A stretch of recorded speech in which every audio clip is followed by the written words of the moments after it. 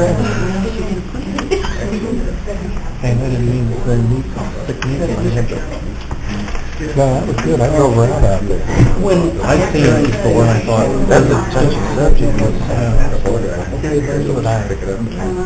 We call the tax meeting ordered, September 6th, 2016, admin building, it's 9 o'clock a.m.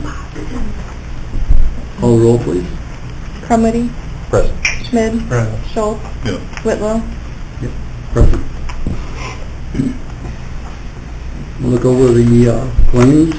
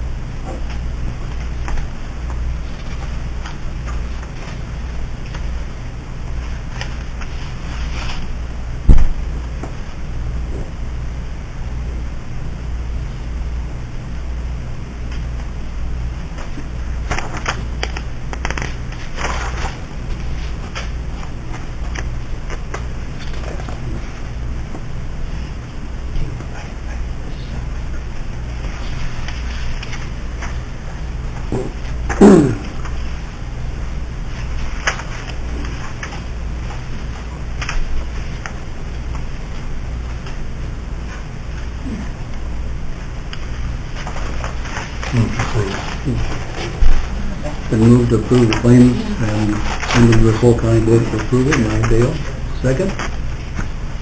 Roll, please. Crumity, Yes. Schmid, Yes. Schultz, Yeah. Whitlow. Yes. Okay. Yeah, I'd like to amend, make an amendment to, on the agenda to move the animal control up. So moved. Moved by Troy, second. All in favor? Aye. So moved. Okay. So good morning, everybody. So last month we received 44 cases quota, both for teams and to the clinic. We had 6 dose-5 and 5 bad cases, and those then came back negative. So no ranges so far in any of the bedrooms. We've got speakers so far. So last year we got like 2 bottles that were raised in that year in Mexico. So, and really I would like to introduce, like the new hire people here, like Beth and Jenny, that are my officer. So I would like from them to introduce themselves to the people, and let's have a couple of minutes to tell how you achieve, correcting people in the system, sending those outside, how to do it, things like that. Hi, I'm Beth. I've been working on, rather than going alphabetically like Kelsey was doing, I found that I can get more done if I go by month. So I started doing notices. I started with the month of August, and I'm probably getting about 200, 250 a week done. I still have the rest of September to do. There was about 350 notices that I printed off for those. So I will start working on those. I believe that I will be able to get all the corrections made probably by the end of the year. And that's also going to be my personal goal, is to have them all finished by January. So that way we can start fresh with the new year. Marianne is Yeah, Marianne is also helping me as well. Which I appreciate very much. Thank you very much. And we're sending cases to the court now. So Yes, I took, a couple weeks ago, I took probably about 28 cases over to the courthouse for court date on September 20th. So things are moving on for Thank you very much. Yeah, thank you. Jamie. So Jamie, our new animal officer, she's doing a great job. She has a lot of experience about dogs and cats. She used to work in a research center here in Milford. Actually, it was Waukegan. Waukegan. Mm-hmm. Okay, and so far, she is very active. She responds to she's 24 hours available, I can say, which is like amazing. Most of the counties, like Kankakee, Champaign, they close down control at around 6 o'clock at night. We are available 24 hours. And she is doing an amazing job responding to calls during the night or early in the morning. So I appreciate it. Thank you very much. Okay, good. Good deal. Okay, thank you. Okay, Todd? Any question? Okay. All right, thank you very much. Thank you. Thank you. Public comments. Good night. Mr. Chairman and members of the committee, my name is Marianne Hahn, and I am president of Friends of the Kankakee, a not-for-profit organization that is incorporated in Indiana, but we're a bi-state organization. And we advocate the creation of what used to be called the Grand Kankakee Marsh National Wildlife Refuge, and is now called the Kankakee National Wildlife Refuge and Conservation Area. And we have been acquiring land that is way up in the absolute northeast corner, well, almost. This is the northeast corner of Iroquois County, and Kankakee County is across the way. This parcel, about 2 miles long, has been subdivided into about 700 lots that were marketed on the south, primarily on the south side of Chicago by Mr. Mosikas and Mr. Carlock. It shows roads, but many of the roads, for example, this road, these roads are on the map only. Okay. Everything that's in yellow has been acquired by Friends of the Kankakee. The purple ones have a dwelling, or they're not vacant. We only buy, for the most part, we only buy vacant land. And I say for the most part because we currently own a couple of lots that have abandoned homes. If you go on Google Earth, you can see a marvelous example of some of the abandoned homes. What we do is we have the Beaverville Fire Department use them for training practice, and we give them a donation besides. So, because we're not in the real estate business, our long-term intention has always been to create the refuge, to turn these properties over to the U.S. Fish and Wildlife, because they're very high quality. We have 11 state endangered species that we've found so far on these parcels, and that's a lot. And so these two are outside of the subdivision. They're 66 acres, and they are registered with the state of Illinois as a land and water reserve, which means that the state holds a conservation easement on those parcels, and that conservation easement will go with the title. The land is protected in perpetuity. In addition to these larger parcels, everything that is contiguous with the larger parcels, such as these up here and all of these, have also been registered with the state of Illinois as a land and water reserve. It's very high, it's an indication of very high quality habitat. Along with that registration, we work with the Illinois Nature Preserves Commission, and they put together a management plan. So we do prescribed burns, for example. We've cleaned up trash. So far we've hauled out 5 20 cubic yard dumpsters. Well, 3. 2 are still sitting there in the mud. We'll get them out as soon as the water table drops. But we're hauling out trash that people live there. You know, there's trash on the property. Asphalt, shingles, name it. And we also have to remove invasive species using methods that are approved by the Illinois Nature Preserves Commission. We can't just go do anything we want to do on the property. We are bound by our agreement with them. And so we were working on these parcels that have some honey locust, which is non-native. Turkeys don't eat it, deer don't eat it, squirrels don't, nothing. It's non-habitat. And it shades out all the native stuff. So we hired a fellow that does that sort of work. He's a botanist. He knows what he's doing. His staff knows what they're doing. And they were, and it costs a fair amount of money. And we had him in there working to get rid of the honey locust. And I looked at the map, and the honey locust goes over onto this white or vacant parcel. And I said, hey, we're working on land that's not ours. And we're paying these guys $60 an hour to clear honey locusts from land we don't own. Why don't we buy that or acquire that land somehow? So I checked the PIN number and I called the assessor's office. It's a long story. and there's no such parcel. Well, I said, pig, shit, pig. Yeah, it's right on the map. 07, whatever. No record of it.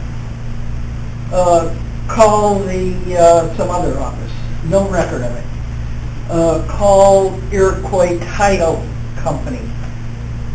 No record of it. So if there's no record of it, we can't acquire it. They can't sell it to us. We can't write up a deed. Okay, long story short, we were advised that if we had it surveyed, which we did, the survey would give a legal description for this parcel, and then from there on things got kind of muddy as to what I understood somebody said and what somebody else said. We would like I thought that once we had a legal description that Iroquois County was going to give us this parcel, because who wants a parcel that is about 300 feet long and 33 feet wide, but on the other end is only 15 feet wide? It probably should have been a right-of-way for a road, probably, because 8,000, which is the county line road, runs to the north here, but it stops at these parcels, and these parcels never had a road right-of-way dedicated. Okay? Illinois DNR owns a property over on this side. It's Carl Becker Nature Preserve. And there's no, this is privately owned by Mr. Thomas, I forget his last name, and our right-of-way doesn't go through his property either. So the road could never be put in.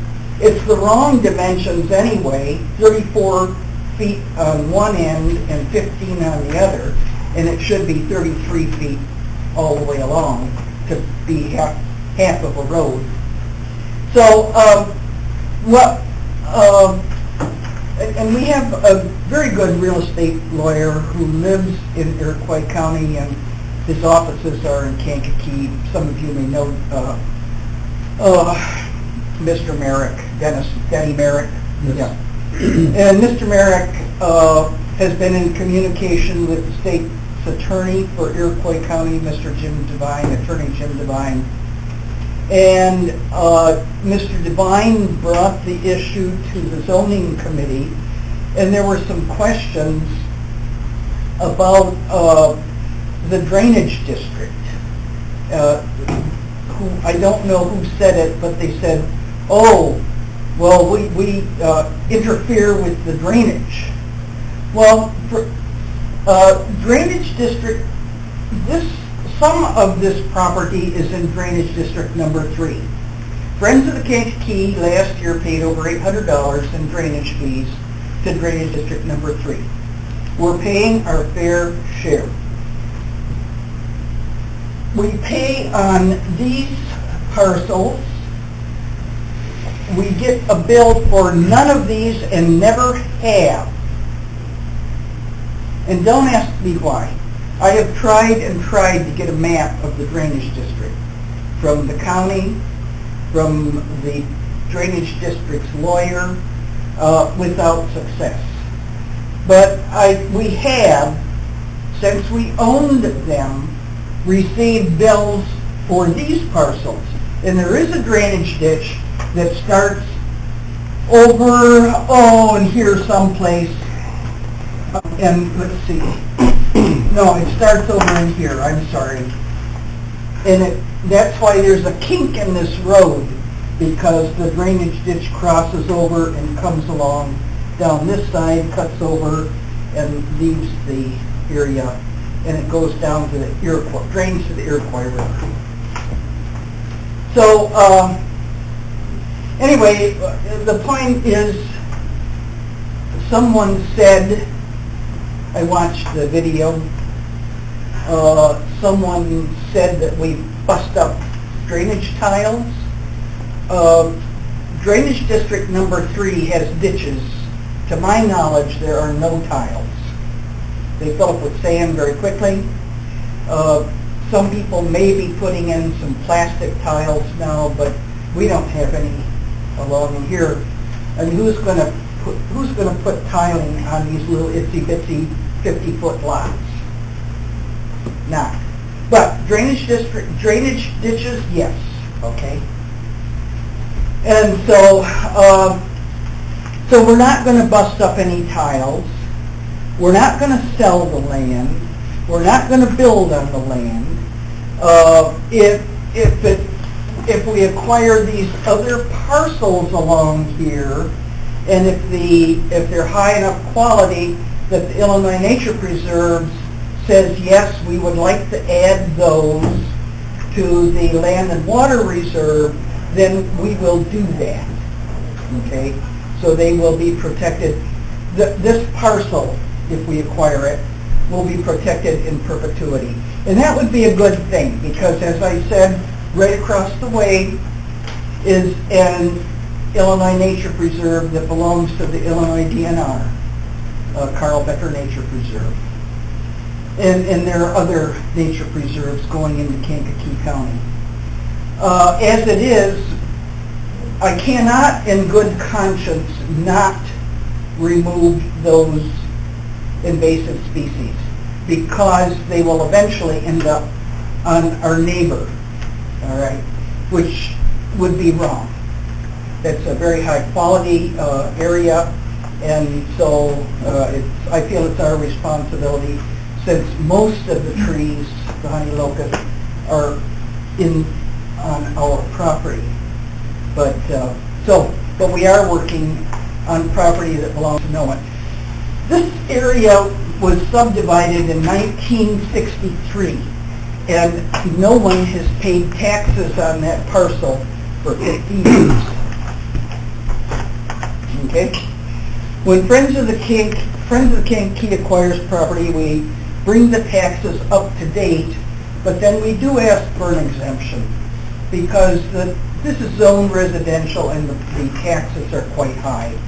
And so, as I say, we file for exemption, and Iroquois County has been wonderful in granting those exemptions, and so has the state of Illinois. So that's about my story. We really would like that parcel. We would be thrilled if Iroquois County donated it to Friends of the Kankakee, but failing that, Where exactly is that parcel at? it's right all along there. What's the northernmost? It's the absolute northernmost little bit of that subdivision, and why it's there. And the surveyor found the iron pipes, and so those who subdivided it knew what they were doing if they put pipes in.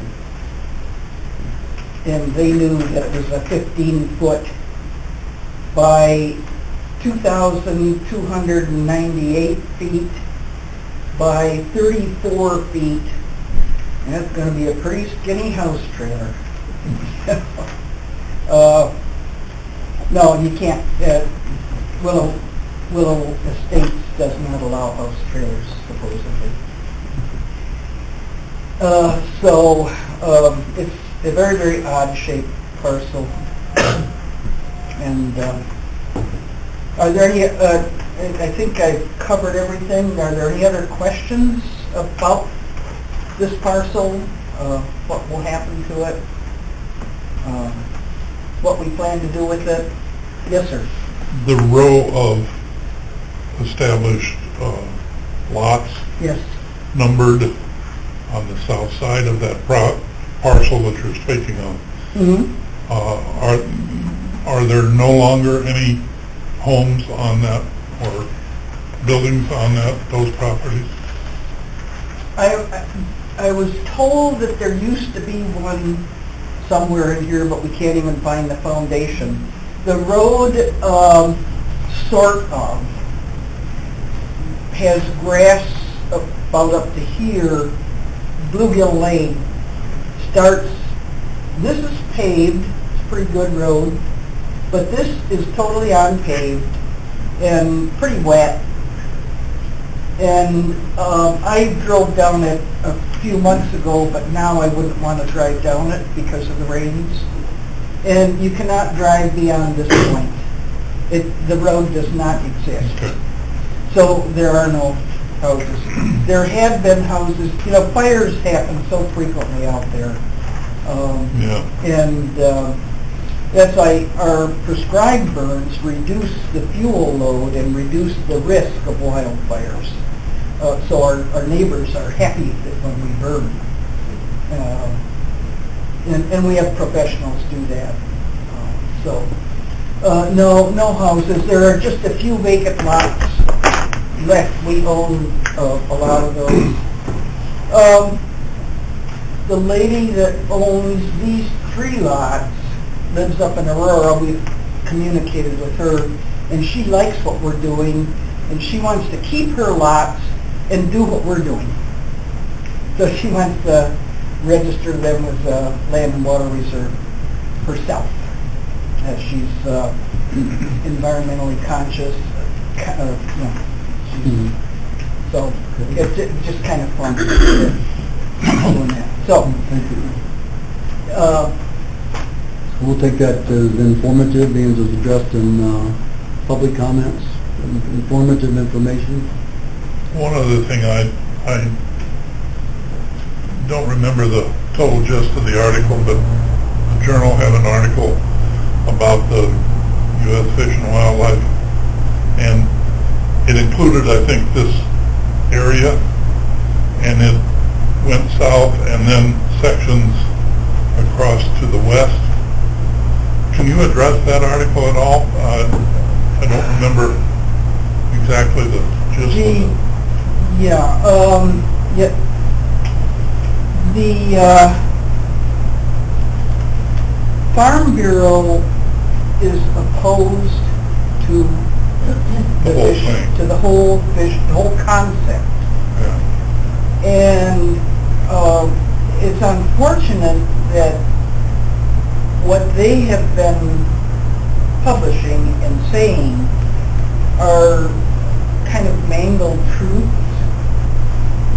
And I know Chad Miller from the Farm Bureau in Kankakee County quite well. I worked with him on the Kankakee River Roundtable. And I'm really surprised because he's a pretty sharp guy, and surprised that he did that. And let me give you just one example of what they, as they say, the idea that we're going to go in and bust tiles when there are no tiles.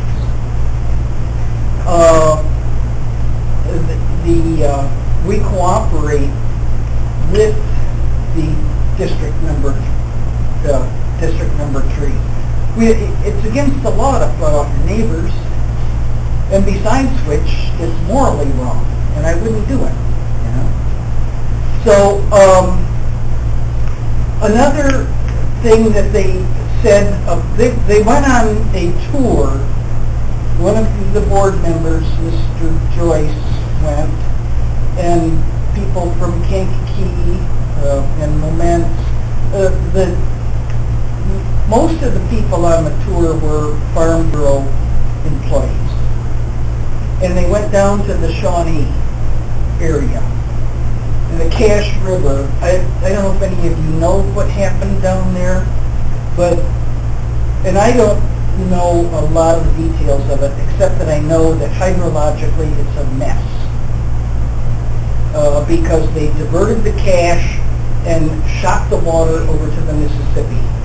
And I don't want to say much more because I don't get down there that often, and I don't know all of the details, and I'd rather have Fish and Wildlife go into the details. But it's so they published a picture of a sign that says no admission, don't come in here, authorized personnel only. And that photo was of a 1,000-acre part of a 12,000-acre fish and wildlife refuge where ducks nest. And so it's closed off because when you get people and dogs coming in where they're nesting ducks, goodbye little ducks, you know. I mean, the ground nesting birds don't like to be disturbed or eaten. So that's one of the things they said. I don't think the article was referring necessarily to the Friends of the Kankakee. No, I know. As far as the tile issue, but I think there is a tile issue, especially in some of the other areas, as far as established drainage that, in their estimation, would be interrupted by the practices of the U.S. Fish and Wildlife. if that whole area were established. Possibly in Indiana. The whole refuge would be about 30,000 acres, but they're going to be purchasing from willing sellers and only. And I think that's more of a problem in Indiana because there's not that terribly much good farmland that is part of the focus area. Some of this was used for hay, but and there is a 400-acre piece here that does have corn. They improved it last year by putting in irrigation. I don't know if it's got drainage tiles or not, because if the ditch goes all the way through that big parcel. This is the Brown property, if you use that piece. But that's the closest farmed area. So, it would be worked out, believe me, because Fish and Wildlife, as I say, just because it's a federal agency, they can't break the law. And there are laws that govern what you can do with drainage ditches and drainage tiles. So I know at Medellin they have broken tiles intentionally, but never when it's draining a neighbor's property. And I've been with them when they were assessing it, because I was involved with Medellin. So Thank you. I hope that answers the question. And yeah, if I thought I was going to be flooded out, I would be concerned, and I would make sure that they didn't flood me out. But if there is an issue, it can be addressed. There were numerous other statements that can easily be checked if you look at the data, which is available on the internet.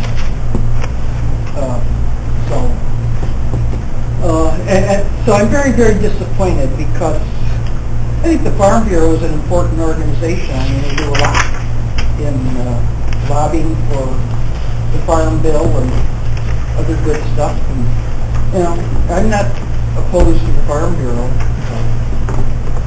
but I wish they would check the facts a little bit better.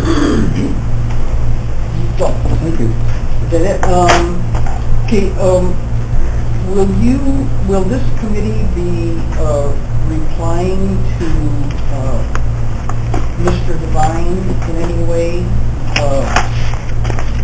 As far as this is concerned on the letter, yes.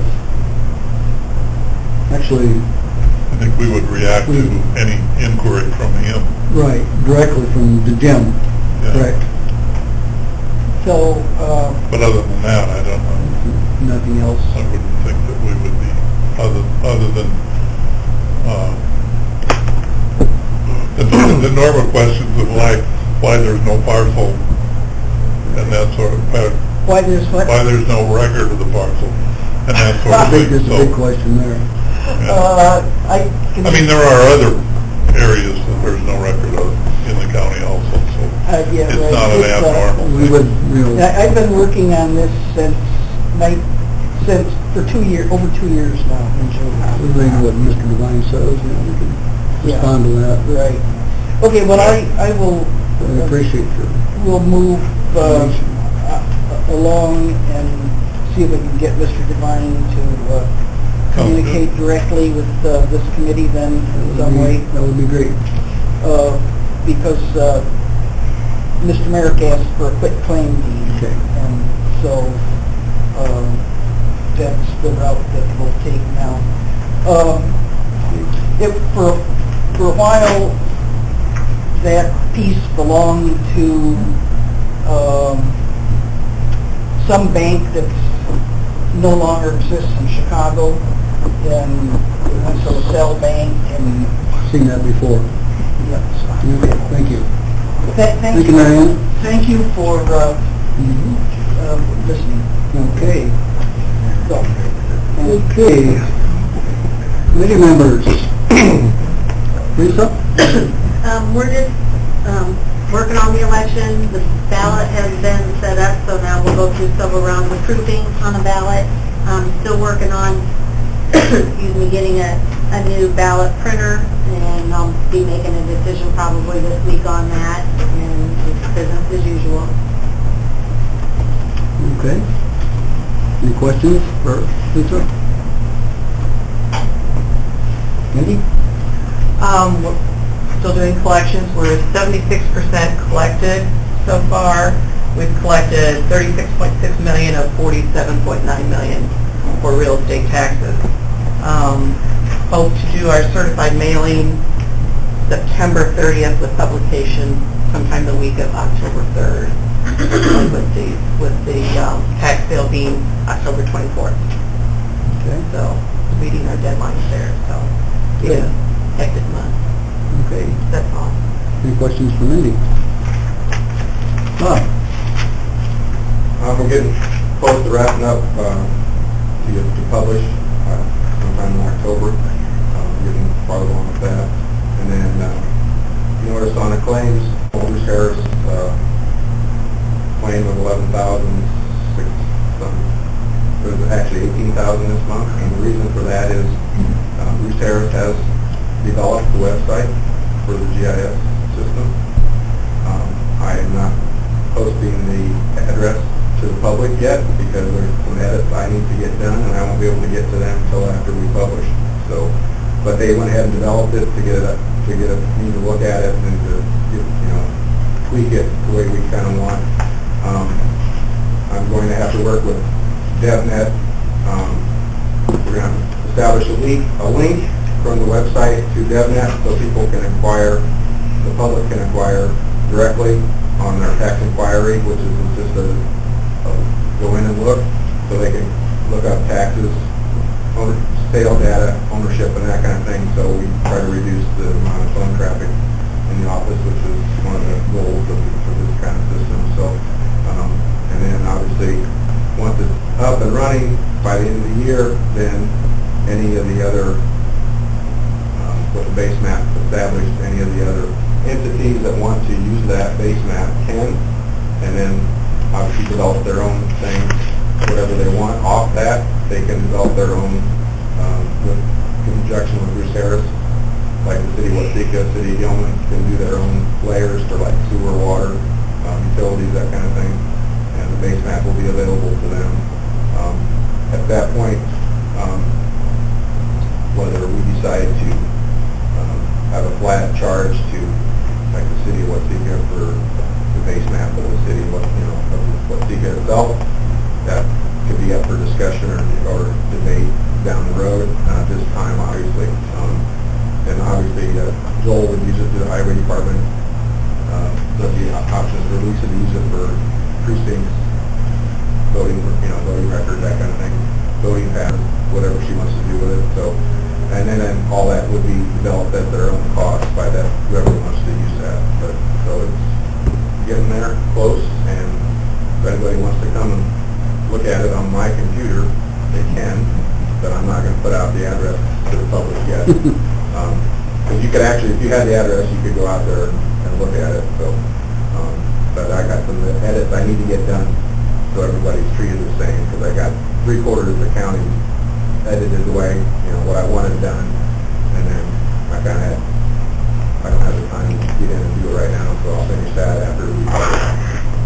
So it'll be nice. Any questions for Bob? Any opinion on that parcel? Like you said, there are parcels throughout the county, or there's actually land throughout the county. I mean, this one it actually had a PIN number on it, which was really, there's parcels out there that don't even have a PIN number. These don't, they don't add up, they don't connect. So there's just pieces of property out there. Typically what happens in those cases is people find out about them and there's no record of ownership, which obviously this one, title, I think Peg called title company, and Tim thought he couldn't find any record of ownership, any trail, any deeds or anything like that. So typically what we would do in that case is contact the adjacent property owner to see if they want it. And they're the property owner in this case, so, except for that. And, I mean, they've been, and through the tax sale process is how they've been acquiring the majority of that land. And the tax buyers will buy the parcel, then they will sell them.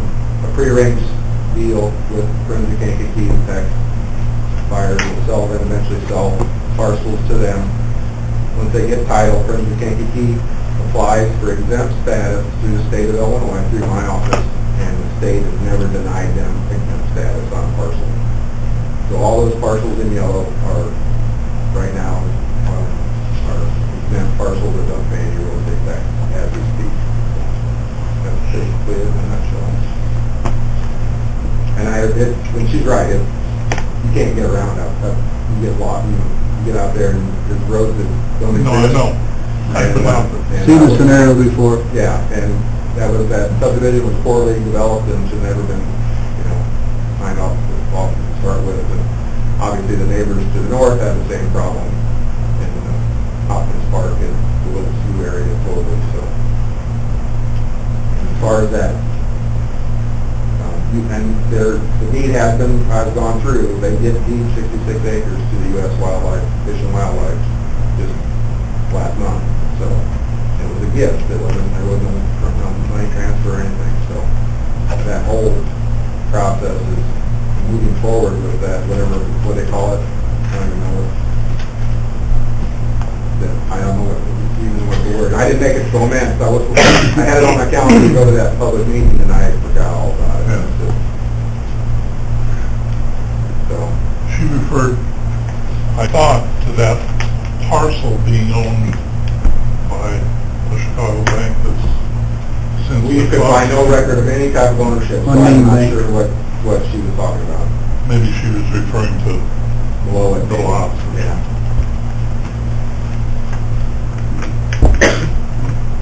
Thank you, Bob. Yep. Anita? Anything? Not for this committee. Okay. Sorry. Get the... Unless you want to talk about the budget. Somebody want to fix the budget for me here? Oh, no, sorry. Okay, report from the 311 board? 377. 377 board?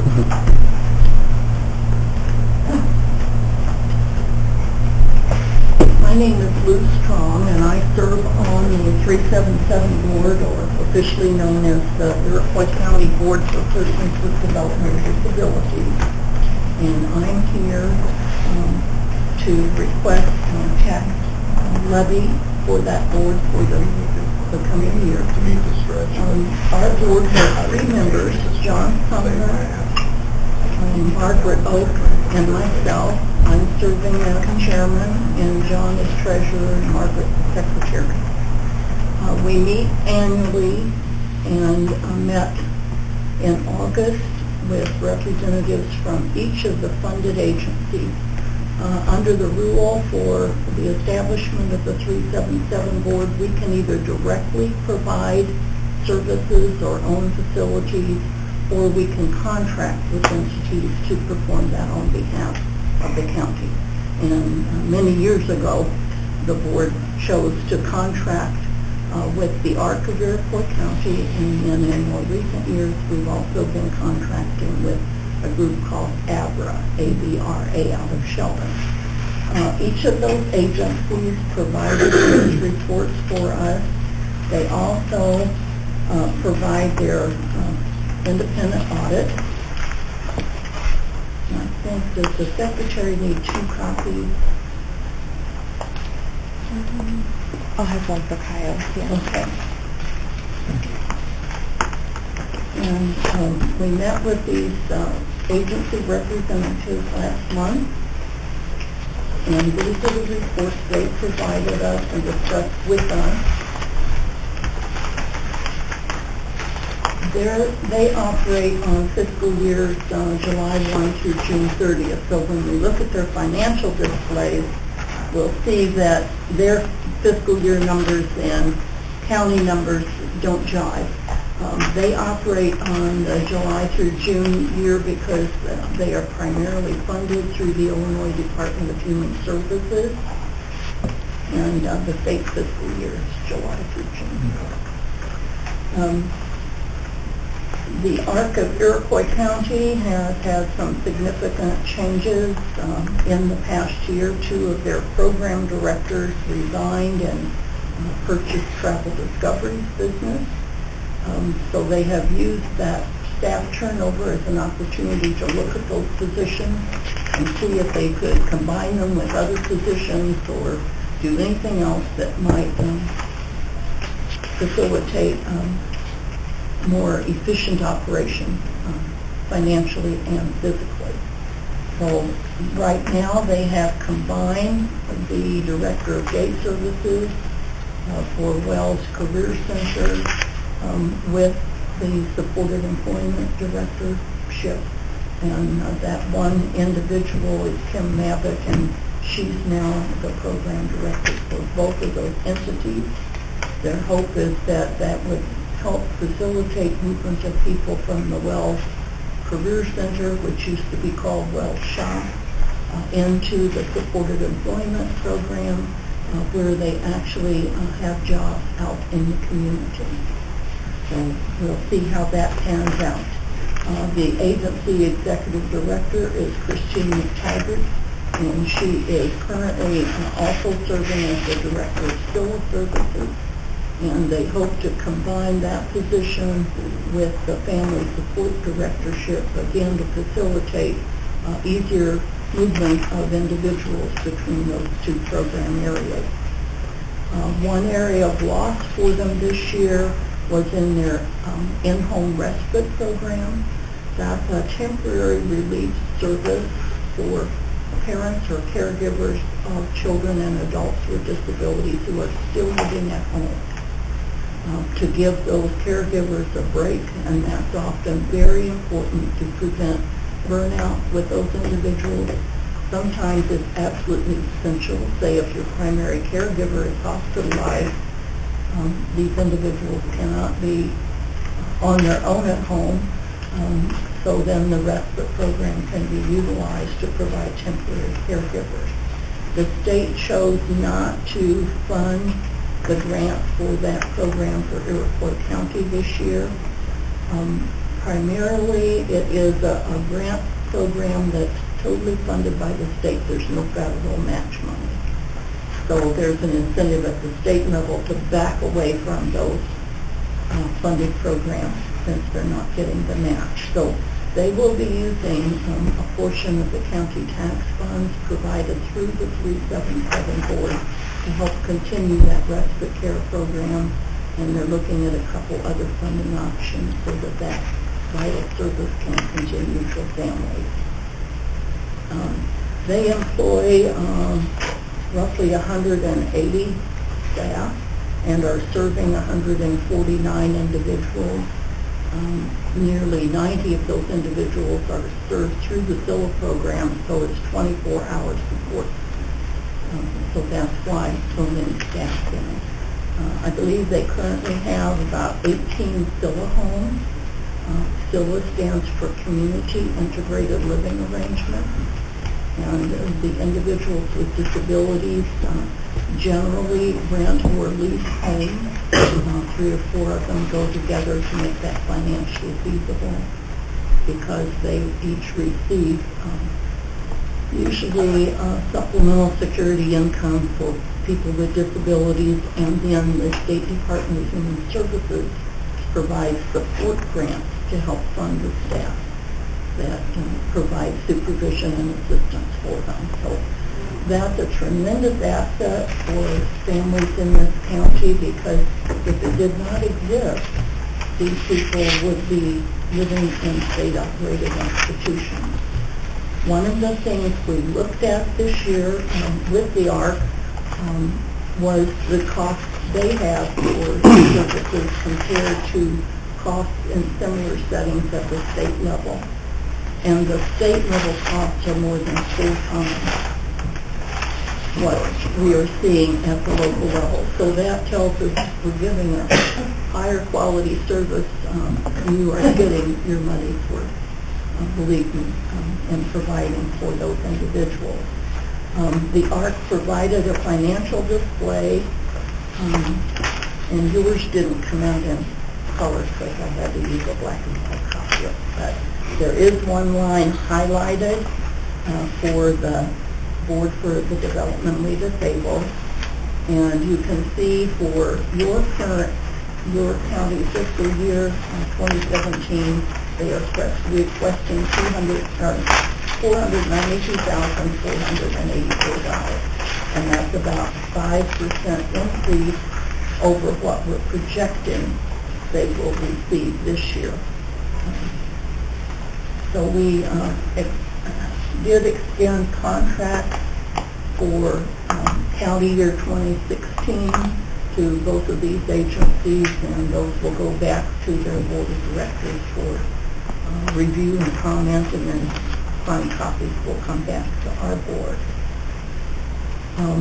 Suzanne Light presented on behalf of the Association for the Betterment of Retarded Adults, the ABRA organization. They currently provide two types of service, residential services through operation of 3 Zillow homes, and they also do some vocational support for individuals employed in the community. They had a success story on the employment end this past year with an individual that had been funded under a grant being actually employed through the library in Sheldon. A number of the community jobs for folks with disabilities are being impacted as our area newspapers go more to electronic distribution rather than the paper. And many of these folks have been running those delivery routes, so that's a change for them. The Association for the Betterment of Retarded Adults is requesting $15,000 in funding for the county's year 2017. So our 377 board is requesting that you go ahead and levy the full $1 million for the 377 board, which hopefully will be real close to what is being requested by the two agencies.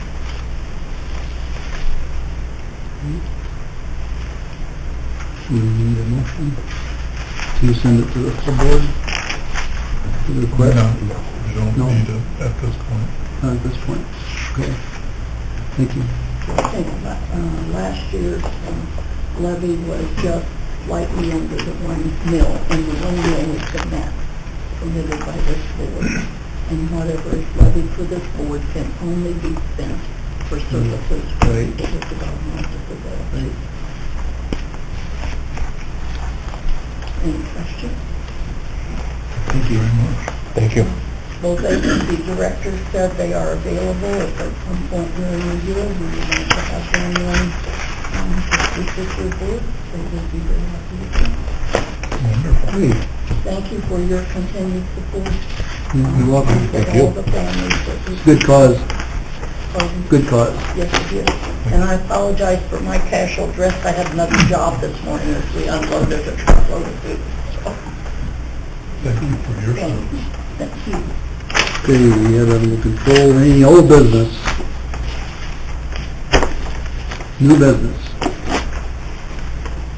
Hearing none, need a motion to adjourn? So moved. Second?